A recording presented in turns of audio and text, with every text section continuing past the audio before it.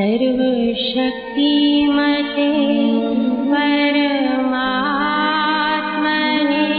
श्रीरामाय नमः। सर्वशक्तिमते परमात्मने श्रीरामाय नमः। सर्वशक्तिमते परमात्मने श्रीरामाय नमः। सर्वशक्तिमते परमात्मने श्रीरामाय नमः। सर्वशक्तिमते परमात्मने श्रीरामाय नमः। सर्वशक्तिमते परमात्मने श्रीरामाय नमः। सर्वशक्तिमते परमात्मने श्रीरामाय नमः।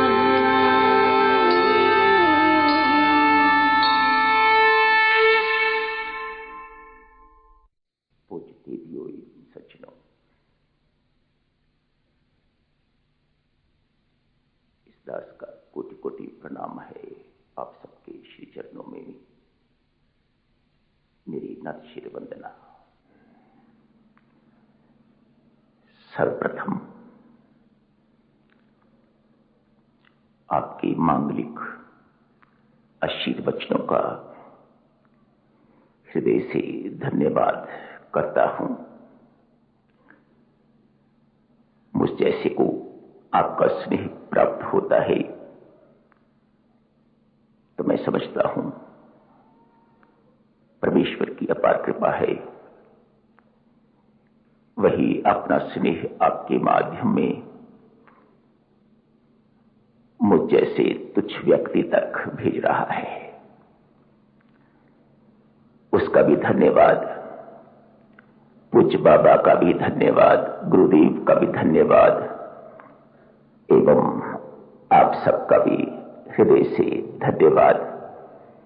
मेरा रोम रोम आपका आभारी है।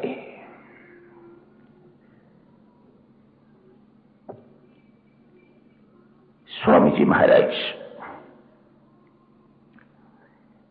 अमृतवाणी में लिखते हैं, राम राम भजकर श्री राम, करिए नित्य ही उत्तम काम। जितने कर्तव्य कर्म कलाप, करिए राम राम कर जाप। यूं कहा जाए, स्वामी जी महाराज ने अपनी सारी साधना पद्धति इन्हीं 4 पंक्तियों में उधेड़ दी है। स्वामी जी महाराज की दृष्टि में सर्वोच्च काम, सर्वोत्तम काम राम नाम जपना है।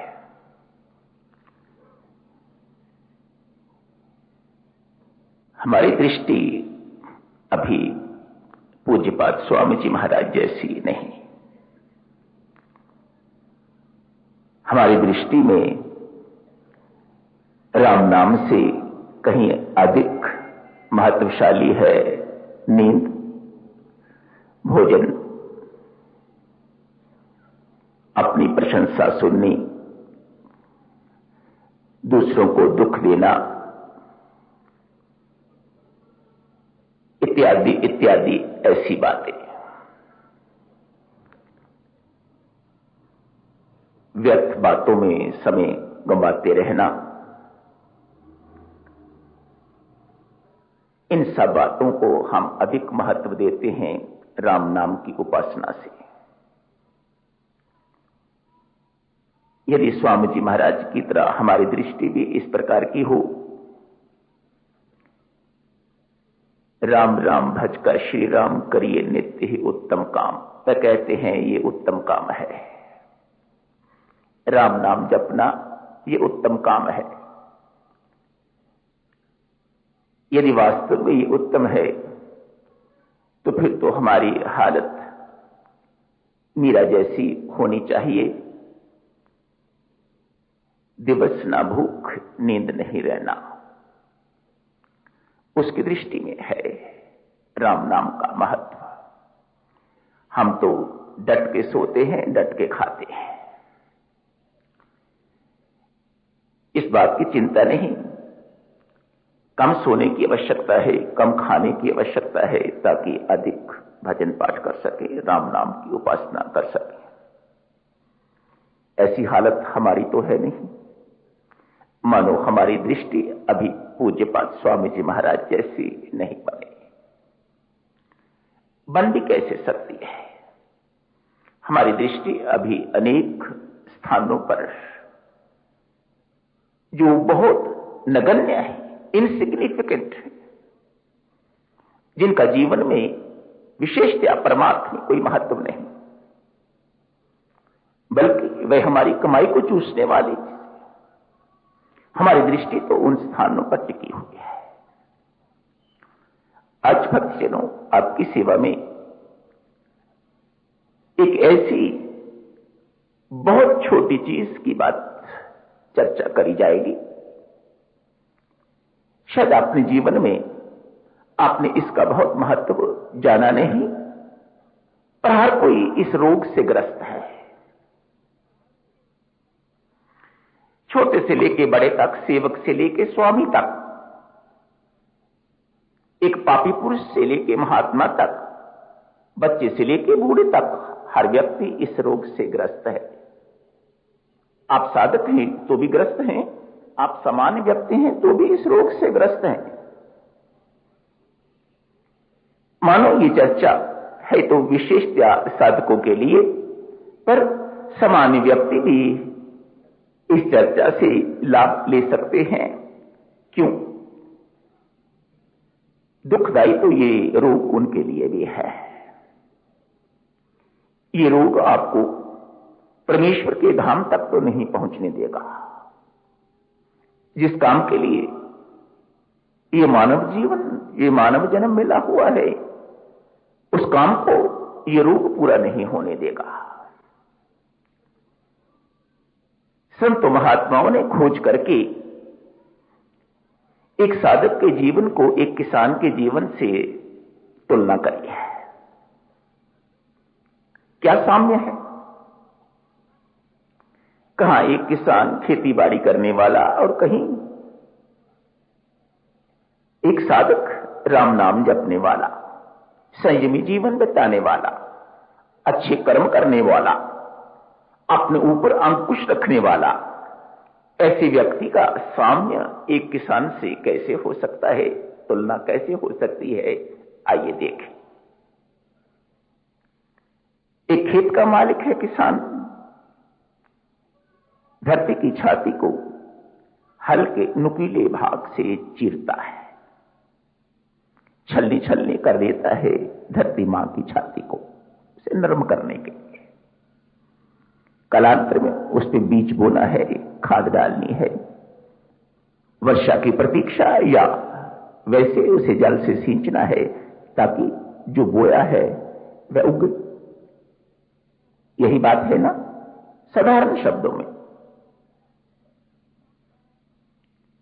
शानदार बीज, गला सड़ा बीज नहीं, किसी अच्छे फॉर्म का बीज किसान लाके बोता है। रोगी बीज नहीं, स्वस्थ बीज, अच्छा बीज, अच्छी क्वालिटी का बीज लाके खेत में वह बोता है, अपनी ओर से प्रयत्न करता है इसे बढ़िया से बढ़िया खाद भी दी जाए, जल भी दी जाए, और परमेश्वर की कृपा से उसका प्रकाश भी इसे प्राप्त हो, ताकि जो बोया है अनंत गुना हो के वह मुझे प्राप्त हो। यही धारणा है ना एक किसान की। सकामी है, निष्कामी नहीं है, सकामी है। कुछ करके तो बहुत पाना चाहता है, उसी को सकामी कहते।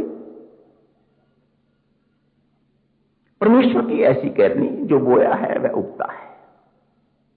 धान कहिए, धान लगाया है, उग रहा है। समस्या यहां खड़ा होती है, बेचारा किसान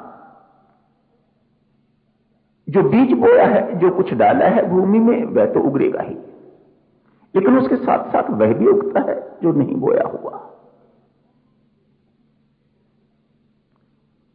यदि यहां कोई किसान बैठे हुए हैं या कोई ऐसे व्यक्ति बैठे हैं जिन्हें इस चीज में रुचि है, तो वो मेरे साथ सहमत होंगे।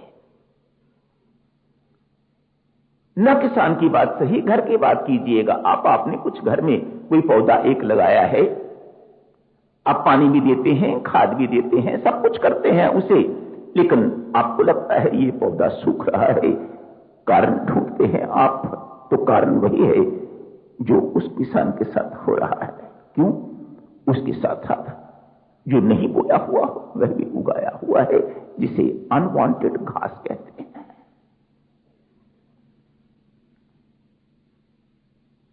घास उग रही है।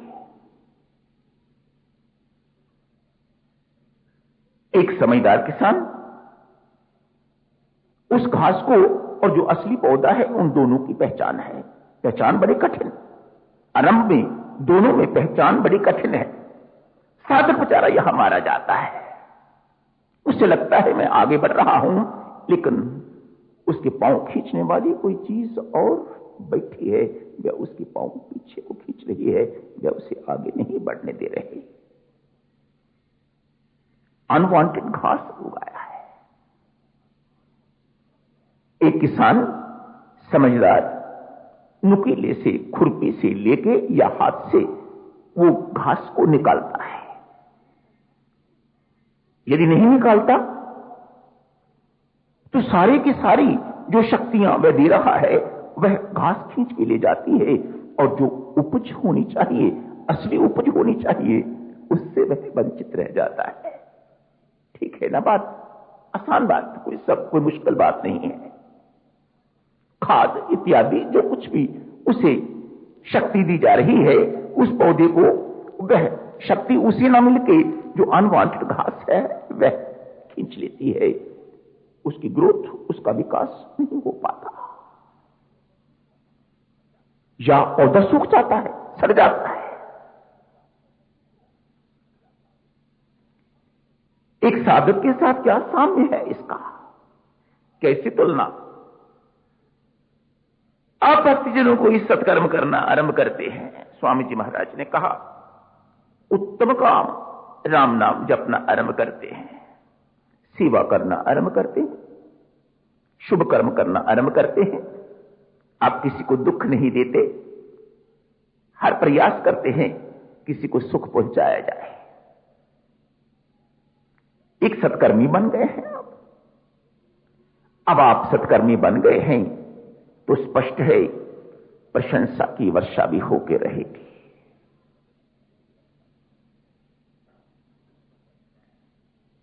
कोई सेवा करने वाला, कोई सत्कर्म करने वाला, चाहे या ना चाहे, ध्यान दें भक्तजनों, बहुत ऊंची बात, सूक्ष्म बात आपकी सेवा में कही जा रही है। आप चाहे प्रशंसा या ना चाहे प्रशंसा, आप सत्कर्मी हैं, किसी क्षेत्र में आप उतरे हैं, आपको प्रशंसा मिलके रहेगी। ये बालक अच्छा फोटोग्राफर है, ये चाहे कि मेरी प्रशंसा, मेरा गुणगान हो या ना हो, लेकिन अच्छा काम करेगा तो इसका गुणगान होकर रहेगा, कोई रोक नहीं सकता। इसकी रिकॉग्निशन होकर रहेगी, कोई रोक नहीं सकता। आप चाहें प्रशंसा मिले, ना चाहें प्रशंसा मिले, लेकिन प्रशंसा रूपी वर्षा होकर रहेगी। प्रशंसा रूपी वर्षा होकर रहेगी तो अभिमान रूपी घास उग के रहेगा।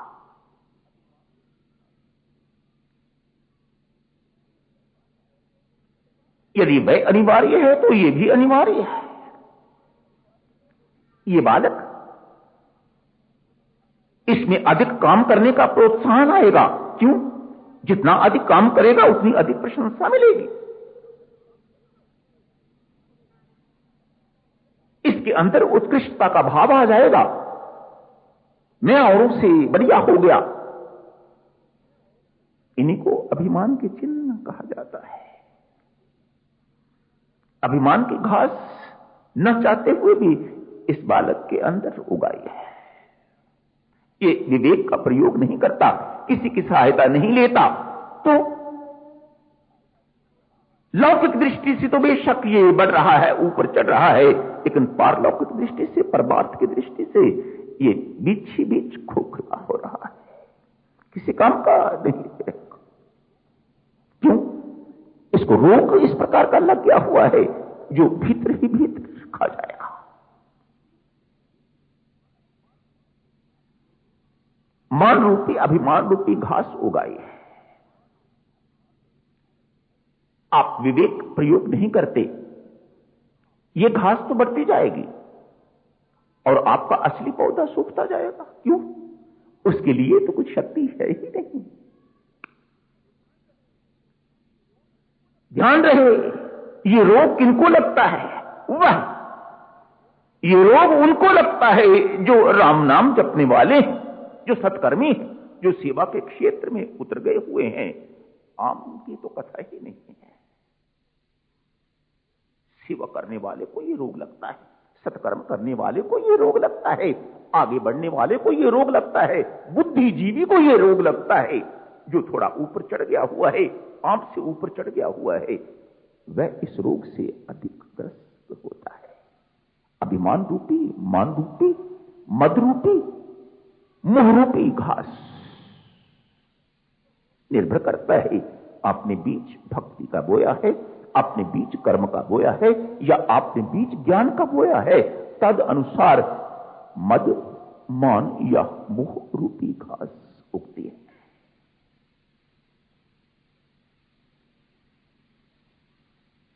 इस घास को यदि आप नहीं काटेंगे तो कहीं काम के नहीं रहेंगे।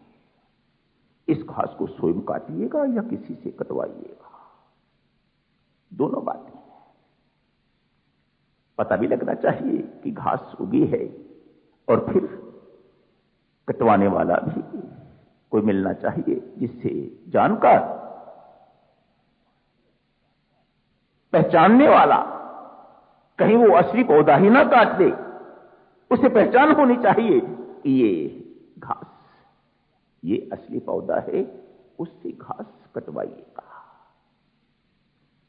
आज भक्तजनों, ये प्रशंसा की बात, इसकी ग्रेविटी को यदि आप आज तक नहीं जान सके हैं तो एक छोटे से दृष्टांत के माध्यम से पहले आप अपनी छाती पर हाथ रख के ये देखो, कौन ऐसा यहां बैठा हुआ व्यक्ति है जो इस रोग से सफर नहीं करता, जो इस रोग से ग्रस्त नहीं है। प्रशंसा एक है, प्रशंसा आएगी। हालत और बिगड़ जाती है जब प्रशंसा आती है, तो आप चाहते हैं कि ये और अधिक आए। क्यों? इससे भूख तो मिटती नहीं, पेट इससे भरता नहीं। हमारी अधिक मित्र कौन? वही जो हमारी प्रशंसा करने वाली हैं, उनको कहती हैं, टेलीफोन करके बुलाती हैं, आज आ जाना, लंच भी यहीं पर ले लेना, डे स्पेंड करना हमारे साथ। क्यों? वह मूर्खा आके तो आपका नुकसान करती है, खाती भी है आपको, खाना भी आपका खाती है, और आपका भीतर भी जो है वह भी वह खाती है, जिसकी आपको अभी पता समझ नहीं आ रही।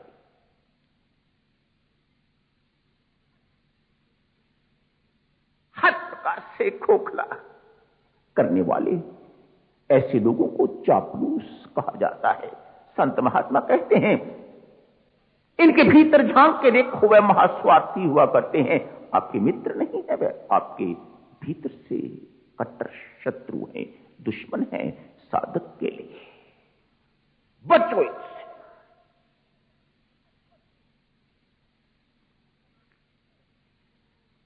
सबसे अधिक बचने की आवश्यकता मुझे,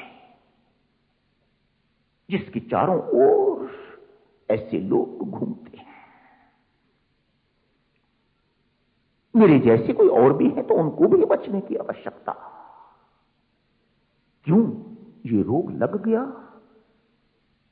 तो प्रशंसा से पेट नहीं भरने वाला। जन्म जन्मांतर भी आपको ये सारे बैठे हुए हैं, ये सारे के सारे भी आपकी प्रशंसा करें तो भी आप सोचेंगे कि इनकी प्रशंसा सुन के मेरा पेट भर जाएगा, तो ये बात संभव नहीं है और भूख लगेगी।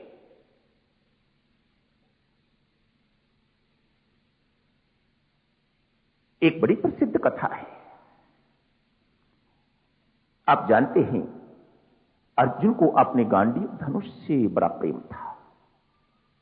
उसने कसम खा रखी थी, मेरे गांडीव धनुष की यदि भूल से भी कभी कोई बदनामी करेगा, कोई अपमान करेगा, तो मैं उसकी प्राण हर लूंगा। महाभारत में ऐसा वर्णन आता है। आज उनके अतीब माननीय सम्माननीय भाई युधिष्ठिर से अपमान हो गया। लानत है तेरी गांडीव पर, ऐसे शब्द युधिष्ठिर के मुख से निकले और अर्जुन का प्रण, मेरे प्रण के अनुसार युधिष्ठिर को मरना है और मैं इसे मार के रहूंगा। भगवान श्री कृष्ण के चरणों में महाराज, आपको पता है क्या घटना घटी है? प्रण के अनुसार मैंने इस युधिष्ठिर के बच्चे को आज मार के रहना है। क्यों? इसने मेरी गांडीव का अपमान किया है, गाली निकाली। भगवान श्री कृष्ण अर्जुन को कहते हैं, पार्थ,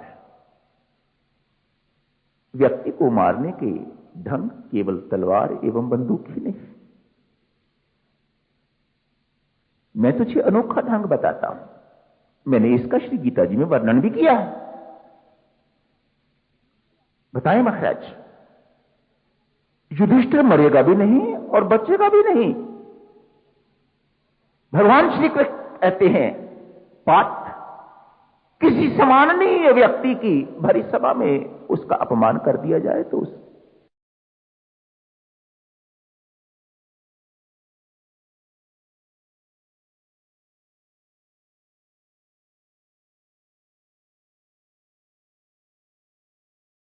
तेरा सहारा है राम जी, एक तेरा सहारा है राम, एक तेरा सहारा है राम जी, एक तेरा सहारा,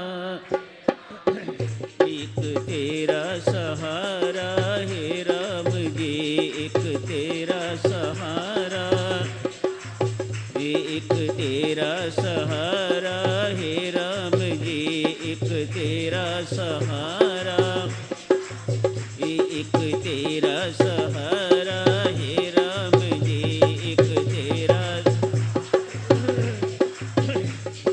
तेरा